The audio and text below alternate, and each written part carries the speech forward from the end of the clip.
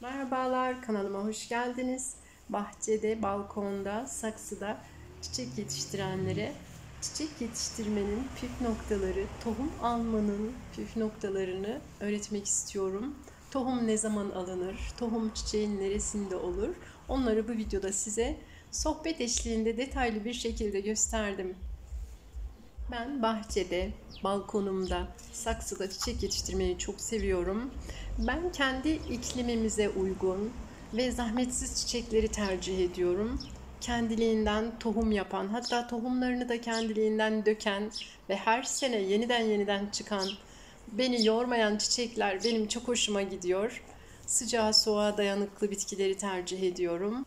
Bahçemde, balkonda, saksıda sürekli çiçek ekiyorum. O yüzden bahçemde her ayda rengarenk açan çiçekler bulunuyor.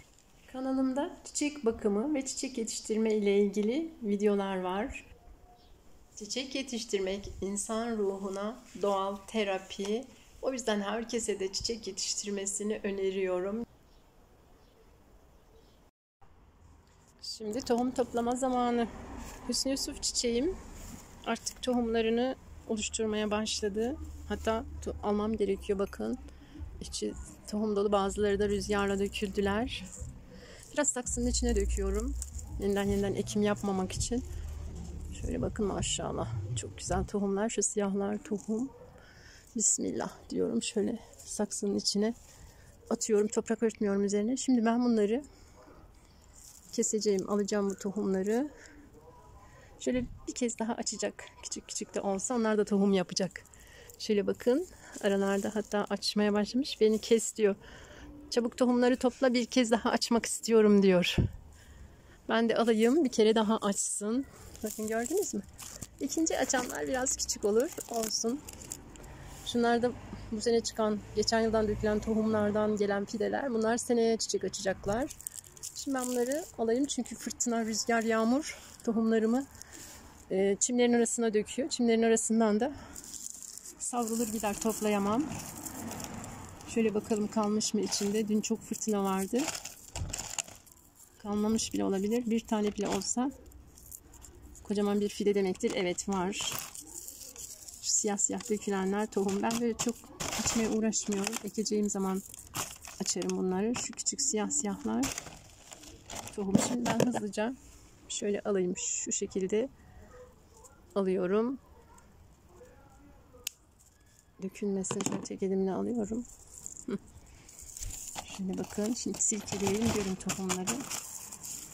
Çok az tohum kalmış. Rüzgar çok dökmüş. Şimdi ufalamaya hiç uğraşmayacağım. Böylece koyacağım. Kurusunlar. Sonra saklayacağım. Evet, içinde şu siyah siyah gördüklerimiz tohum, görüyorsunuz. Şunlar siyahlar. Tohum. Hüsnü çiçeğin tohumlarını bu şekilde toplayacağım. Şöyle bakın, içi tohum dolu. Hatta şurada bazı tohuma dönüşmemiş yeşil olanlar var. Bunları bırakırım. Bunları şöyle elimle tek tek alırım. Oradan da tohum alabilmek için, o da olgunlaştırsın. Tamamen olgunlaşmamışsa hepsini kesmiyorum ama şu mesela olgunlaşmış. Bunu alabilirim. Bunu bu şekilde topluyorum. Aslan ağzı çiçeklerimin de tohumlarını toplayacağım. Aslan ağzı da diyor ki çabuk beni buda, ben bir kez daha açacağım diyor. Bakın, açmaya başlamış. Onun için hemen bunu da budayacağım. Zaten belli, eğer bunu budamazsam şimdi, şu kuruttuğu tohum yaptığı yerleri almazsam tüm gövde kurur. O yüzden gövdenin kurumaması için acele bunları almam gerekiyor. Olgunlaştığını da şöyle anlarız. Bakın, tohum olgunlaştığı zaman şu aslan ağızları ağız kısmını açarlar. Şöyle bakın, ağzı açılmış, içi siyah tohum dolu. Hemen bunu da çırpayım, size göstereyim. Bakın, şöyle döküyorum. Sesi duydunuz mu? Ne kadar çok tohum döküldü. Bunu da yine dökmeye uğraşmıyorum. Bütün kesip koyacağım. Şöyle göstereyim tohumları. Şunlar. Şu siyahlar tohum. Şöyle zemine alayım. Burada daha iyi görürsünüz tohumları. Çok küçük zaten. Karabiber gibi. Çekilmiş karabiber gibi. Ama bir tanesinin içinden bile ne kadar çok tohum döküldü. Biraz şimdi toprağa serperim. Seneye çıkmasını istediğim yerlere. Biraz da yedek olarak saklarım. Aynı sefa çiçeklerimin tohumlarını almak istiyorum. Çünkü bunu da toplamazsam gövdeyi kurutacak. Bu tohumlar böyle iri iri. Biraz böyle atarım içine. Sonbahara doğru çıksınlar. Burada güzel turuncu çiçeklerim olsun. Şöyle bismillah diyorum. Atıyorum. Bakın yeniden açmaya çalışıyor. Yeniden açabilmesi için kuruyanları almam gerekiyor. Yoksa gövde kurur. Çiçek gider. Komple gider. Anisefa'nın gövdesi 1 yıllık. Hatta çok bile kurutmuş.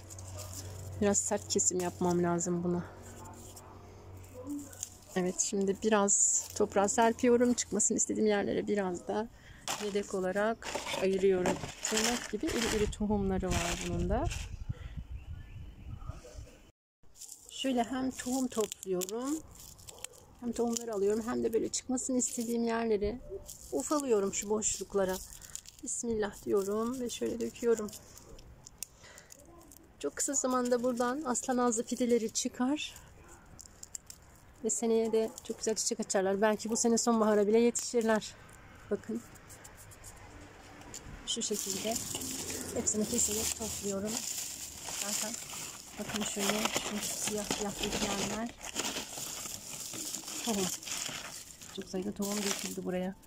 Beyaz çiçekli. Hava çok sıcak olduğu için sulama da yapamıyorum. Susuzluk sorunu var bu yaz. Ve böyle beyaz çiçekler dallarında kurudu. İyi ki tohum yaptılar. Ona şükrediyorum.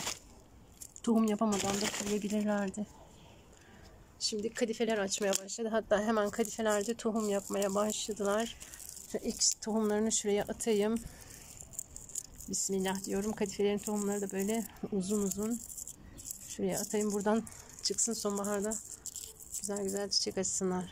Kırmadan ufalamak gerekiyor. Çünkü kadifenin tohumu çok hassas. Evet, şimdi ben bunları da güzelce topluyorum.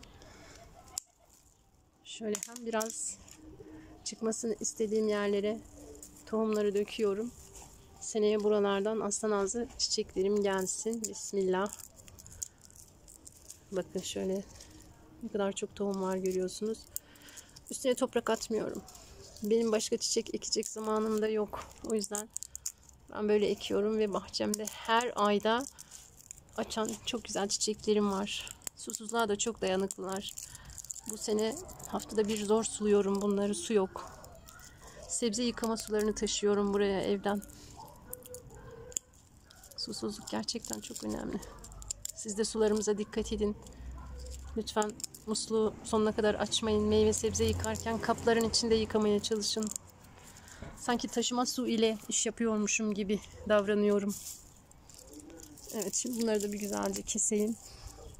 Çiçeklerimin dibine şu kuru yaprakları, kuru dalları kesip koydum şöyle. Suyunu biraz tutsun, malçlama olsun diye. Su isteğini azaltsın diye. Yoksa bunlar da bunların da hepsi kururdu. Evet, şimdi ben bunu da bir keseyim.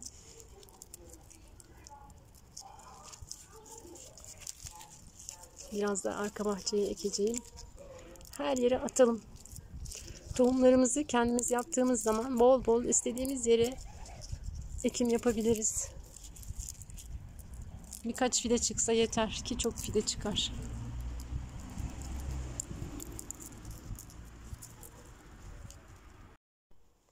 Sebzeliğim bu sene böyle oldu. Bol çiçek ve marul tohumları, dereotu tohumları var. Biraz fasulyem var ama dediğim gibi su olmadığı için sulayamıyorum. Frenk üzümüm bile böyle yaprakları kurumaya başladı. Dereotu tohum yapmak üzere. Şimdi burada marul tohumlarım var. Şunlar marul tohumları. Marullarım tohum yaptı. Bunları da topluyorum. Şöyle alayım. Biraz da toprağa atacağım. Marul tohumları da böyle çörek otuna benziyor. Zayıf çörek otu diyorum. Biraz da şu şekilde döküyorum yere. Yerden kendiliğinden çıksın. Sürekli ekim yapıyorum ben.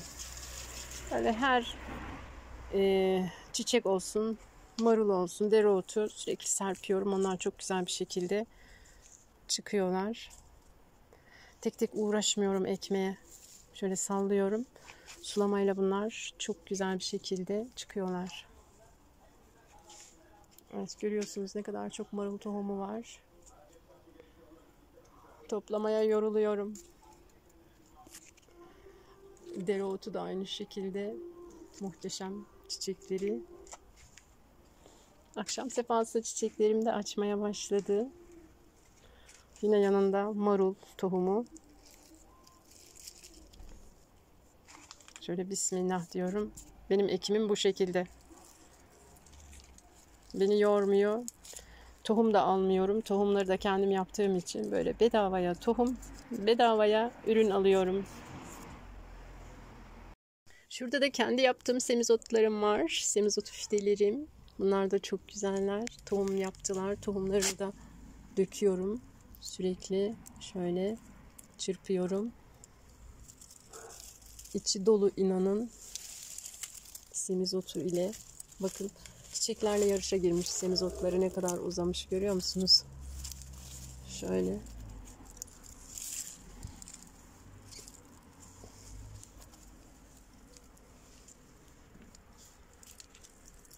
Bunlar da semizotlarım. Sürekli alıyorum, tohum yapıyor ve tekrar böyle tohumlarını buralara döküyorum. Tekrar yeni fideler geliyor. Tohumlarımı bu şekilde topladım. Bunları kurutacağım. Kuruttuktan sonra kağıt çantalarda ya da zarflarda saklıyorum ben. Şöyle görüyorsunuz aslan ağzı, Hüsnü Yusuflar. Yine burada da aslan ağzı var. Aynı sefalar. Yine Hüsnü Yusuf çiçeğimin tohumları. Şöyle bakın. Şu siyah siyahlar tohum. Tabii bu üzerindeki kuruyan çiçek dalları bunlar tohum değil ama temizlemeye uğraşmıyorum. Bunların içinde de tohumlar kalabiliyor. Bu şekilde toprağa atıyorum ben. Bunları da toprağa atıyorum. Bunların içerisinde kalan tohumlar da toprakta değerlensin istiyorum. Üzerini açık bırakıyorum. Ve kuruduktan sonra biraz daha ekim yaparım ara ara. Biraz da seneye yedek saklarım. Biraz komşularıma veririm. İşte böylece kendi tohumlarımı kendim üretip çiçeklerimi bedavaya getiriyorum. Siz hangi çiçekleri yetiştiriyorsunuz? Nasıl tohum alıyorsunuz? Bana yorumlarda yazarsanız çok memnun olurum. Beni desteklemek için videomu beğenmeyi ve kanalıma ücretsiz bir şekilde abone olmayı unutmayın lütfen.